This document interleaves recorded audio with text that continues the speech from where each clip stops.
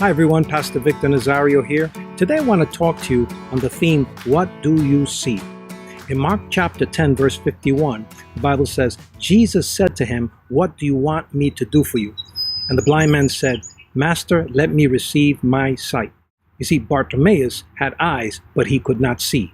And when Jesus passed by, Bartimaeus started screaming for Jesus. And when Jesus stopped him and says, what does he want? Bartimaeus' response was, I want to receive my sight. And there are many today in a similar condition. They have normal sight, but they cannot see what God has provided for them. They have normal ears, but they cannot hear what God is saying to them. And they cannot see the blessed future that Jesus has for them. They cannot see what he did for them on the cross. In Mark chapter 8 verse 18, Jesus referenced that. He said, having eyes, do you not see? And having ears, do you not hear?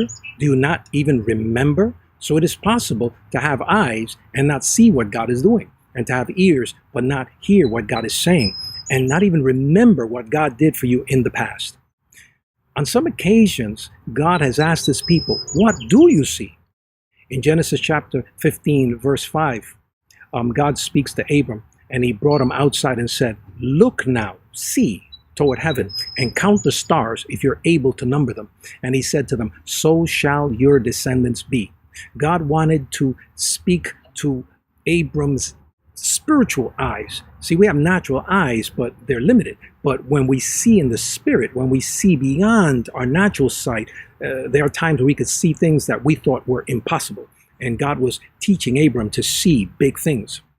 In Joshua chapter 6, verse 2, God spoke to Joshua, and the Lord said to Joshua, see, look, I have given Jericho into your hand, its king and its mighty men of valor. Hadn't happened yet, but God already had established that this was going to happen if Joshua could see it. Because if you could see it, you can do it. You can activate it in your life.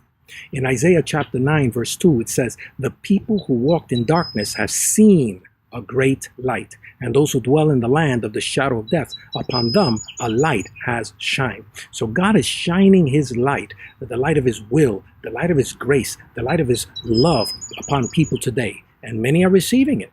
Some are rejecting it. In 1 Corinthians chapter 2, verse 9, it says, but as it is written, eye has not seen, nor ear heard, nor has entered into the heart of man the things which God has prepared for those who love him.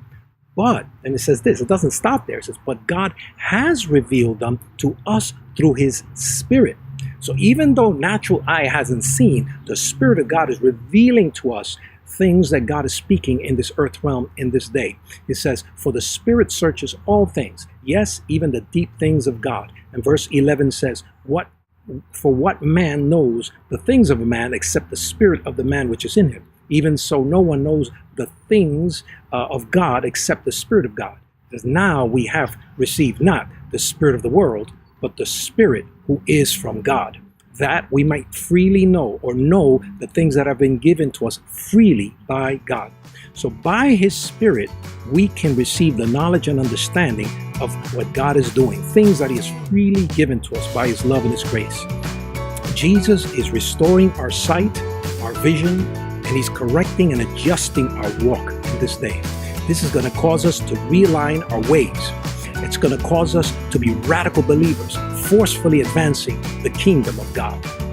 So today, God asks you, what do you see? This is important because you will only act and believe on that, or rather believe and act on that which you see. If you don't see it, you won't act on it. So what do you see?